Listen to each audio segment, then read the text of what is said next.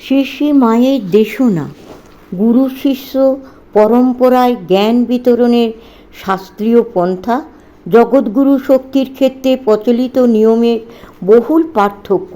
স্বামী অব্জজানন্দ। মন্ত্র জপই শ্রেষ্ঠ সাধন। সাধারণ জীবের পক্ষে এর চেয়ে উৎকৃষ্ট ও সহজ সাধনা আর নেই।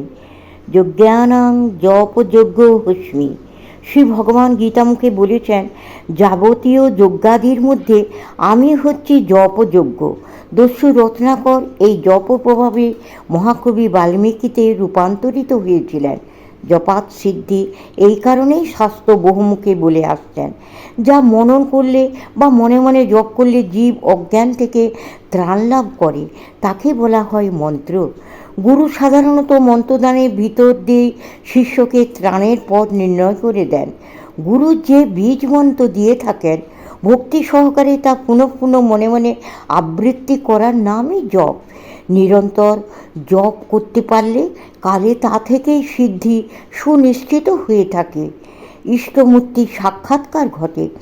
বীজের মধ্যে যেমন বৃক্ষ লুকানো থাকে, বীজ মন্ত্রের মধ্যেও যেন ওই রকমই ইষ্ট দেবতা লুকিয়ে থাকেন। ভক্তিবাড়ির সেচন দ্বারা ওই বীজ ক্রমে অঙ্কুরিত ও পল্লবিত হয়ে মোক্ষ ফল প্রদান করে, অথবা ইষ্ট দর্শনের ফলে জীবের জ্ঞান লাভ হয়ে থাকে ও তখন সে মুক্তির অধিকারী হয়।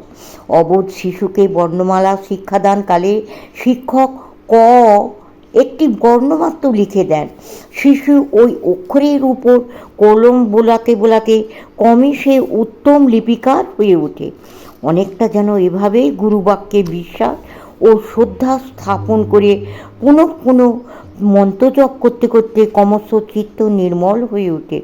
মন্ত্র ও মন্ত্রাধিষ্ঠাত্রীর স্বরূপ আপনি পরিমার্জিত নির্মল চিত্তে ফুটে ওঠে। গুরু শিষ্য পরম্পরায় জ্ঞান বিতরণ, অজ্ঞানের নিবৃত্তি আদি প্রবাহ এই শাস্ত্রীয় পন্থাতেই চলে আসছে। গুরু শিষ্যের মাঝে এই রূপী ধারা চিরপ্রবাহমান। সাধারণ বা প্রচলিত বিধান এই, কিন্তু জগৎগুরু শক্তির ক্ষেত্রে এই বিধানে বহুল পার্থক্য, বিস্তর ব্যতিক্রম আমাদের কাছে অত্যন্ত তাজ্জব ব্যাপার বলে প্রতীত হয়।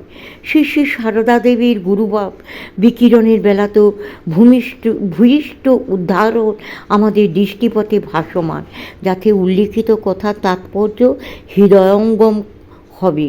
কেবলমাত্র মন্ত্র প্রদানের দ্বারাই অবতীর্ণ গুরুশক্তি তাঁর জীবন কার্য সমাধা করেন না, গুরুভাবের প্রকাশ করেন না। তাঁর দৃষ্টিপাতে, করস্পর্শে, আশীর্বচনে কিংবা মাত্র ইচ্ছাতে সমীপাগত বা দূরস্থ মানুষের পরম মঙ্গল সাধিত হয়েছে, পরাগতিপ্রাপ্ত হয়েছে। মা সারদার লীলাবৃত্তের মধ্যে এমন দৃষ্টান্ত অগণন। মুখে একটি কথাও বলেননি, মাত্র প্রসন্ন অভয় দৃষ্টিপাতে একজনের সকল ভার, এমনকি বকলমা পর্যন্ত গ্রহণে কৃতার্থ করেছেন তাকে। জ্ঞানদা অখিল গুরুমূর্তি সারদার জীবনলীলায় এমন চিত্রও বিরল নয়।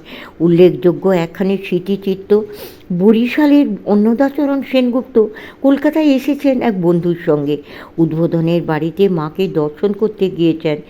সেবারেই প্রথম এবং সেবারের শেষ। মুখ ফুটে মাকে কিছু জানাননি তিনি। মাও তাকে এক বর্ণও কিছু বলেননি, অথচ দেয়া নেয়া সব ব্যাপারে সংসিদ্ধ হয়ে গিয়েছিল ওই ক্ষণিকের একটি মৌন প্রণাম নিবেদন আর সুপ্রসন্ন নয়নপাতের মাধ্যমে। অন্নদাচরণের নিজের কথা, ঠাকুরের যেসব কথা পড়িয়াছিলাম তাহার মধ্যে একটিমাত্র কথা গিরিশবাবুর বকলমা দেয়া আমার মনের মতো হইয়াছিল ও প্রাণে গাঁথিয়া গিয়াছিল। মনে হইয়াছিল মার কাছে আমার কেবল ওই বস্তুটিই চাহিবার আছে। গঙ্গা স্নান করিয়া মার বাড়িতে গেলাম ও কোনো কথা না কইয়া শরৎ মহারাজকে প্রণাম করিয়া দাঁড়াইলাম। তিনি পরিচয় জিজ্ঞাসা করিলেন ও মাকে দর্শন করিবার ব্যবস্থা করিয়া দিলেন। জনৈক ব্রহ্মচারীর সঙ্গে উপরে যাইয়া দেখি মা আবক্ষ ঘোমটা টানিয়া বসিয়াছেন। তাহার শ্রীমুখ দেখিতে না পাইয়া আমরা কি করিব ঠিক কাজ করিতে না পারিয়া পরস্পর মুখ চাহাচাহি করিতে লাগিলাম। ব্রহ্মচারী বলিলেন, আপনারা দাঁড়িয়ে আছেন কেন? প্রণাম করে নিন। আমি মার পাদপদ্মের উপর একটি আপেল রাখিয়া প্রণাম করিলাম ও মনে মনে বলিলাম, মা, আপনি আমার বকলমা গ্রহণ করুন। মুখ তুলিয়া চাহিতেই দেখি মা সেই আবক্ষ ঘোমটা মাথার উপরে উঠিয়াছে ও সুপ্রসন্ন দৃষ্টিতে আমার দিকে চাহিয়া আছেন। তাহার মুখে এক অপূর্ব স্নেহমাখা হাসি। সেই সুস্মিত মুখে আমার প্রার্থনার উত্তর পাইলাম। মুখ ফুটিয়া কিছুই বলিবার প্রয়োজন বোধ হইল না। স্থূল চক্ষে মাকে আমার এই প্রথম ও শেষ দেখা। অনেক দিন পরে মনে হইয়াছিল, মা আমাকে এখনো মনে রাখিয়াছেন কি। আর তারপরে কলিকাতার এক আত্মীয়ার কাছে শুনিলাম, মা তাহাকে বরিশালের অন্নদার কুশল জিজ্ঞাসা করিয়াছেন। ক্রমশ